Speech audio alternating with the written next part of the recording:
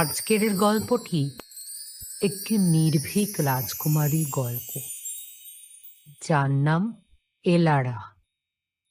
বহুকাল আগে একটি প্রাচীন রাজ্য ছিল ভারতের উত্তর দিকে। পাহাড়ের কোলে সবুজ বনে ঘেরা একটি ছোট্ট রাজ্য। সেই রাজ্যে এক বিশালাকার রাজপ্রাসাদ ছিল, আর সেই রাজপ্রাসাদে বাস করতেন এক সুন্দরী রাজকুমারী, যার নাম ছিল এলারা। এলারা তার বুদ্ধিমত্তা এবং কৌতূহলের জন্য বেশ প্রসিদ্ধ ছিলেন।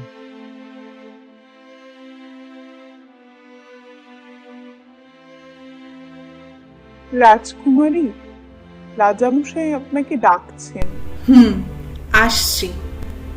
আর কিছুদিন পরেই রাজকুমারীর রাজ্যাভিষেক।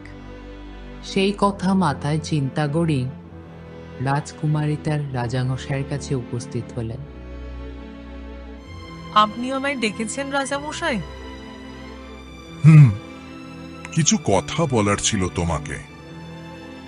মা ইলারা, আমার বয়স হয়েছে, আমি আর কদিনই বা বাঁচব। এবার তোমাকেই এই রাজ্যের ভার নিতে হবে। এমন করে বলে লজ্জা দেবেন না রাজামশাই। এত বড় দায়িত্ব নেওয়ার যোগ্যতা আমি এখনো প্রমাণ করে উঠতে পারিনি, তাই গড় ভয় করছে। না না, তা কেন? তোমার যোগ্যতার প্রমাণ আমি অনেক আগেই পেয়েছি। ভয় করো না।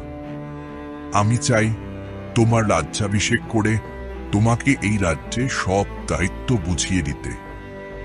আমি জানি তুমি পারবে এই রাজ্যবাসীদের যথার্থ কল্যাণ করতে। আপনি যা ভালো বোঝেন তাই করবেন রাজামশাই। রাজকুমারীর মনে একটা অজানা ভয় জমাট বেঁধে থাকে। তার মনে কেমন একটা চিন্তা ঘুরতে থাকে। বহুকাল ধরে কিছু প্রশ্ন, যার উত্তর সে আজও পায়নি। বিশেষ করে ছোটবেলায় সেই স্বপ্নটার কথা, যা আজও প্রতিনিয়ত প্রতি রাত্রে স্বপ্নে দেখতে থাকে। একটা বন্ধ দরজা আর এক বিশালাকার তালা। জানো মা, গত রাতেও আমি সেই স্বপ্নটা আবার দেখেছি। একটা বন্ধ ঘরের দরজা আর তাতে ঝোলানো একটা তালা। ও সব কিছু না, আমরা যা ভাবি মাঝে মধ্যে তাই স্বপ্নে দেখি। তুমি হয়তো এমন কিছু ঘেরেছো, তাই তোমার ভাবনা স্বপ্ন হয়ে তোমায় দেখা দিচ্ছে। এইসব নিয়ে এত চিন্তা করো না, বরং রাজ্য অভিষেকের জন্য নিজেকে প্রস্তুত করো। যদিও রাজকুমারীর মন থেকে সেই প্রশ্ন সহজে যেতে চায় না। তারপর বেশ কিছুদিন কেটে যায়। একদিন রাজকুমারী প্রাসাদের বিশাল গ্রন্থাগারে কিছু বই অনুসন্ধান করতে যায়। বিশাল গ্রন্থাগারে বই খুঁজতে গিয়ে হঠাৎ করেই রাজকুমারী একটি বই খুঁজে পায়।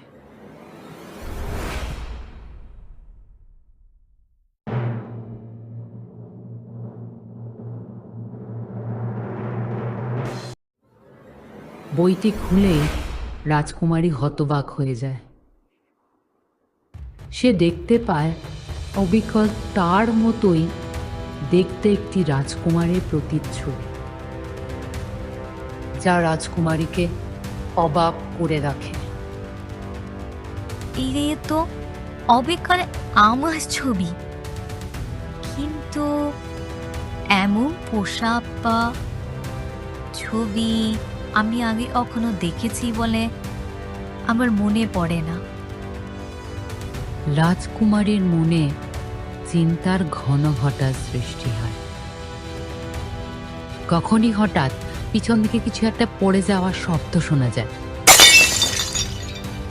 শব্দের দিক অনুসরণ করে রাজকুমারী এগিয়ে যেতে থাকে। একদম শেষ প্রান্তে মাটিতে তিনি একটা লণ্ঠন পড়ে থাকতে দেখেন।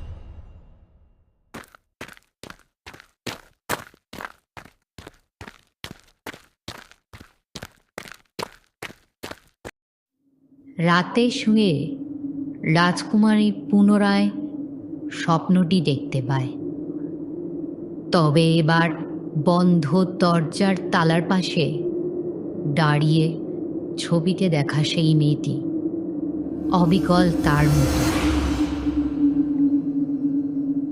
স্বপ্ন দেখেই রাজকুমারের ঘুম ভেঙে যায়। বিছানায় উঠে বসে তিনি দেখেন সামনে একটি ছায়া মূর্তি, যা ধীরে ধীরে দরজার দিকে এগিয়ে যাচ্ছে।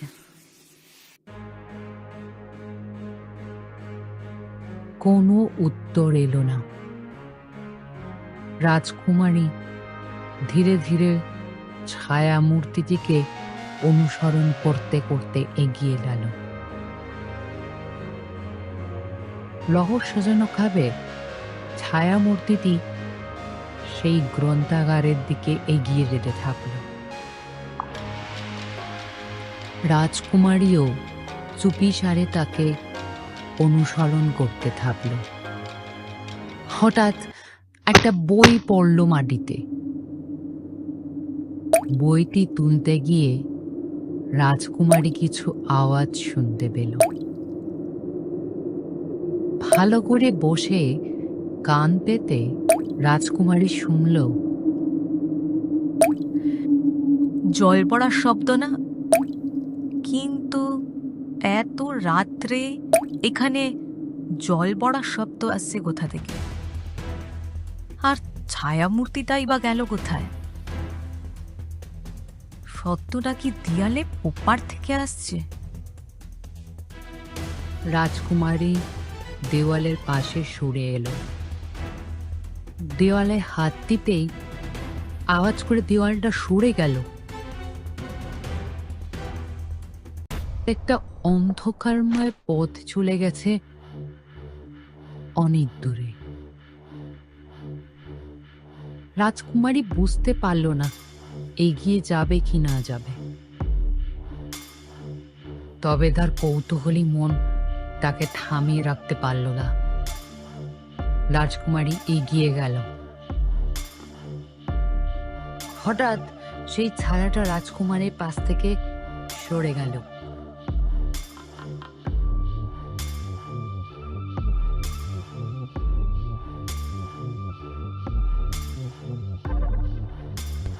এই তো সেই দরজা যা আমি অবিকল এত কাল ধরে দেখে এসেছি। সেই তালা। তবে কি এটা সত্যি, না আমি স্বপ্ন দেখছি? কে ওখানে দাঁড়িয়ে? রাজকুমারী দেখলেন ছায়ামূর্তিটি অবিকল তার রূপ ধারণ করেছে। কোনো কিছু বুঝে ওঠার আগেই রাজকুমারী হঠাৎ করে কিছু পায়ের শব্দ এবং মানুষের চিৎকার শুনতে পেল। অদ্ভুতভাবে ছায়ামূর্তিটি বাতাসে মিলিয়ে গেল। রাজকুমারী কিছুক্ষণ চুপ করে দাঁড়িয়ে থাকলো। তারপর কি ভাবতে ভাবতে রাজকুমারী আবার তার ঘরে চলে এলো। রাজকুমারী তার নিজের চোখকেই বিশ্বাস করতে পারছে না। এতক্ষণ যা ঘটে গেল তা কি সব সত্যি, না তার কল্পনা? অনেকক্ষণ পর রাজকুমারী ঠিক করলো রাজামশাইকে গিয়ে তিনি সবটা জিজ্ঞেস করবেন। রাজামশাই, মনে অনেক দ্বন্দ্ব নিয়ে আপনার কাছে এসেছি। কাল রাজপ্রাসাদের গ্রন্থাগারে আমি একটি পুরনো বই খুঁজে পাই এবং সেই বইয়ের মধ্যে অবিকল আমার মতো দেখতে একটি রাজকুমারীর ছবিও খুঁজে পাই। যতদূর সম্ভব সেই ছবি আমার নয়, তবে তিনি কে? সাই বলতে শুরু করেন, বহু বছর আগের কথা। এই বংশের এক রাজকুমারী ছিলেন যার নাম স্যাফরিনা। যিনি সৌন্দর্য আর বুদ্ধিমত্তার প্রতীক ছিলেন। ন্যায়পরায়ণ তো ছিলেন বটেই, তিনি তার বাবার সাথে শাসন কার্য পরিচালনা করতেন। কিন্তু লোকমুখে শোনা যায় যে তার নাবালক ভাইয়ের রাজ্য অভিষেকের আগের রাতেই তিনি এই রাজ্য ছেড়ে চলে যান এবং যাওয়ার আগে তার বৃদ্ধ রাজাকে হত্যা করে দিয়ে যান। এইসব বহু বছর আগের কথা, কিন্তু তুমি এখন কেন এইসব জিজ্ঞেস করছো, বা তুমি এসব জানতে পারলে কোথা থেকে? রাজকুমারী কিছু উত্তর দিলেন না, শুধু মাথা নিচু করে চিন্তার বোঝা নিয়ে ঘর থেকে বেরিয়ে গেলেন। রাজকুমারীর মনে চিন্তার ঢেউ উথাল পাথাল করে। সে ভাবতে থাকে কোথায় গেলে সব প্রশ্নের উত্তর সে পাবে, কে দেবে তার প্রশ্নের উত্তর। এই সব ভাবতে ভাবতে সে একটু অন্যমনস্ক হয়ে পড়ে। হঠাৎ বাইরে ঝড় শুরু হয়, ঘরটি অন্ধকার হয়ে যায়। বিদ্যুতের ঝলকানিতে সারা ঘর আলো হয়ে যায়, আর সেই আলোতে ঘরে সে সাফরিনাকে দেখতে পায়। রাজকুমারী মনে একটা অজানা ভয় দানা বাঁধে। সে বুঝতে পারে না সাফরিনা তাকে বারবার কেন দেখা দিচ্ছে। সে কি তাহলে তাকে কিছু বলতে চায়? তুমি কি কিছু বলতে চাও আমাকে? বারবার দেখা দিচ্ছ কেন? তোমার কি কিছু বলার আছে আমাকে? ঘরের অন্ধকারের মধ্যে সাফরিনাকে সে আর দেখতে পায় না। তাই ইলারা মনে মনে সিদ্ধান্ত নেয় আজ রাতে সে আবার ওই দরজাটার কাছে দেখবে আর এই রহস্যটা উদ্ঘাটন করেই ছাড়বে। সেই মতো রাজকুমারী রাতের অন্ধকারে গ্রন্থাগারের দিকে এগিয়ে যেতে থাকে এবং সেই দরজার কাছে উপস্থিত হয়। সে টের পায় আক্তাদি তার পিছনে এসে দাঁড়িয়েছে। কোনো দিকে না তাকিয়ে রাজকুমারী তালাটি ভাঙতে সচেষ্ট হয় এবং তালা ভেঙে রাজকুমারী ঘরের মধ্যে প্রবেশ করে।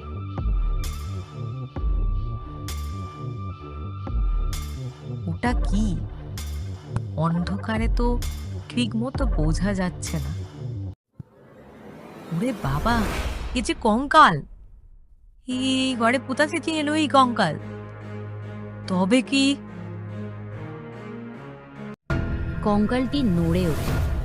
রাজকুমারী ভয়ে এক কোণে দাঁড়িয়ে থাকে, বুঝতে পারে না সে কি করবে। হঠাৎ করে কঙ্কালটি বলতে শুরু করে, ভয় পেও না এলারা, আমি তোমার কোনো ক্ষতি করব না। আমি তোমার মতোই এক রাজকুমারী ছিলাম, শুনেছ নিশ্চয়ই।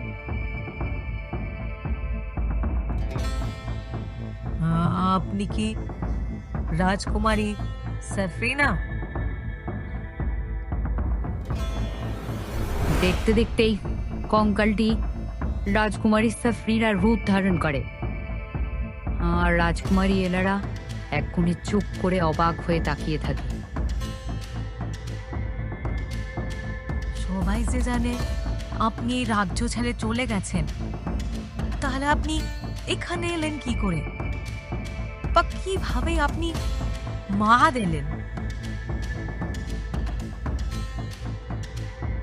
আমি জানি এই রাজ্যের সবাই আমাকে একজন দেশদ্রোহী নামে চেনে, কিন্তু বিশ্বাস করো আমি তা নই।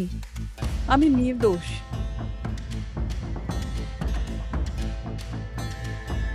আপনি সবটা খুলে বলুন, আমি সবটা শুনতে চাই আপনার মুখ থেকে। সাফরিনা বলতে শুরু করে, বহুকাল আগের কথা। সাফিনা ছিলেন এই বংশেরই রাজকুমারী, রাজার প্রথম সন্তান। তার একটি ভাইও ছিল, তবে সে নাবালক। সাফিনা তার বাবার পাশে থেকে রাজ্যে শাসন কার্যে সহায়তা করতেন। তিনি ছিলেন খুবই যুক্তিবাদী, প্রজাদের কল্যাণে কাজ করে থাকতেন।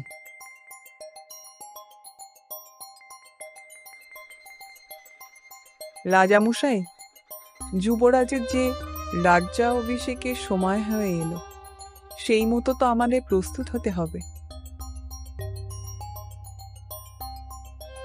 তো আমার মনে হয় আমি যে বড় ধুলে পড়ে ফেলছি মা। আমার মনে বড় দুঃখ, আমি অন্যায় করছি। তুমি আমার বড় সন্তান, এই সিংহাসনের প্রথম দাবিদার এবং যোগ্য উত্তরাধিকারী। সেখানে তোমার ভাই নাবালক, তাকে সিংহাসনে বসিয়ে কি আমি ভুল করে ফেলছি তোমার সাথে? এমন করে বলবেন না রাজামশাই। আপনি আমার সাথে কোনো রকম অন্যায় করেননি। যা করেছেন এই রাজ্য ও রাজ্যবাসীর কল্যাণার্থেই করেছেন। এই রাজ্যের একজন দৃঢ়প্রতিজ্ঞ যুবরাজের দরকার, আর আমাদের যুবরাজ তা একদিন প্রমাণ করবেই। তার জন্য আমি তার পাশে আছি। তার পাশে থেকে আমি তাকে সবটা বুঝিয়ে দেব। আপনি মনে কোনো দ্বিধা রাখবেন না। আমি জানি মা সাফরিনা, তুমি সবটা সামলে নিতে পারবে। তাই জন্যই তো আমি তোমার উপর এতটা ভরসা করি। তোমরা দুজনে মিলেমিশে এই রাজ্যটাকে ভালো রেখো। নিশ্চয়ই রাজামশাই, আপনি এখন একটু আরাম করুন, আমি আসি।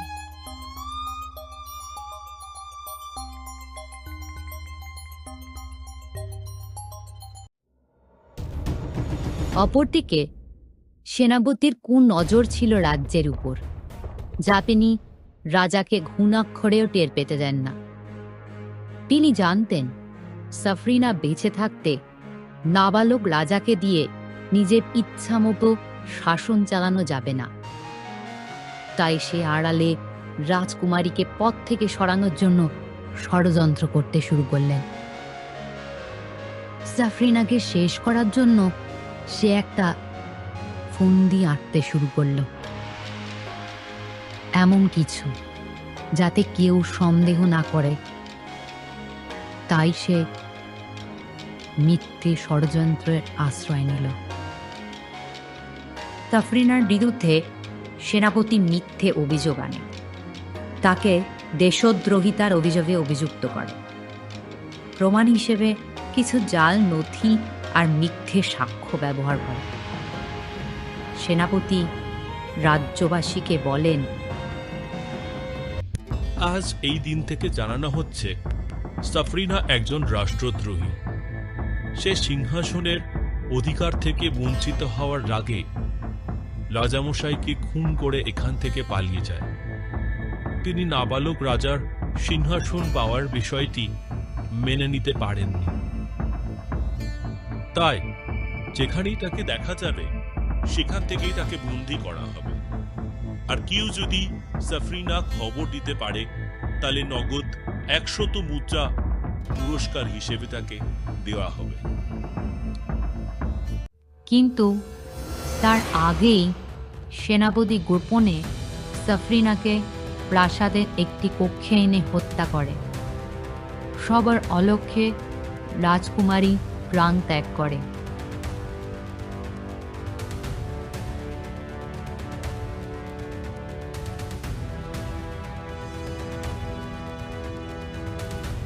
এবং সেনাপতি নিজে রাজাকে খুন করে রাজকুমারীর নামে দোষ দেয়।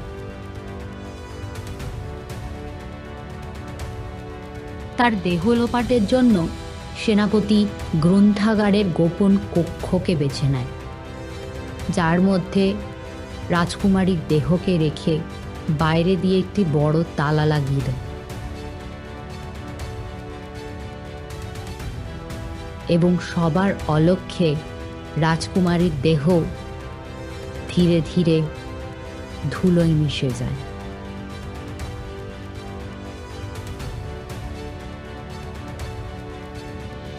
মৃত্যুর পর রাজকুমারী সেনাপতিকে মেরে নিজের মৃত্যুর প্রতিশোধ নেয়। জানো এলারা, সেনাপতির ওপর প্রতিশোধ নিয়েও আমার মুক্তি হয়নি। বছরের পর বছর কাটলেও এই মিথ্যে অভিযোগের বিষয়টি আমাকে মুক্তি পেতে দেয়নি। তাই তো তোমার কাছে বারবার আমি ছুটে গেছি, কারণ তুমিই আমাকে মুক্তি দিতে পারবে। আপনি বলুন রাজকুমারী সাফরিনা, আপনাকে আমি কিভাবে সাহায্য করতে পারি? আমার কাছে কিছু গোপন নথিপত্র আছে সেনাপতির বিরুদ্ধে। তুমি যদি তা সবার সামনে প্রকাশ করো, তাহলে আমি আমার এই মিথ্যে অভিযোগের হাত থেকে মুক্তি পাই। বহু বছর পর আজ রাজকুমারী এলারা এই সত্য উদ্ঘাটন করেন সবার সামনে এবং তার যথার্থ সম্মান ফিরিয়ে দেওয়ার ব্যবস্থা করেন। সাফরিনার নাম পুনর্বাসিত করা হয়, যার ফলে এতকালের পুরনো মিথ্যে অভিযোগ থেকে সাফরিনার আত্মা মুক্তি পায় এবং সবশেষে এলারা তার সাফরিনার শেষবারের মতো হাসি মুখ দেখতে পায়।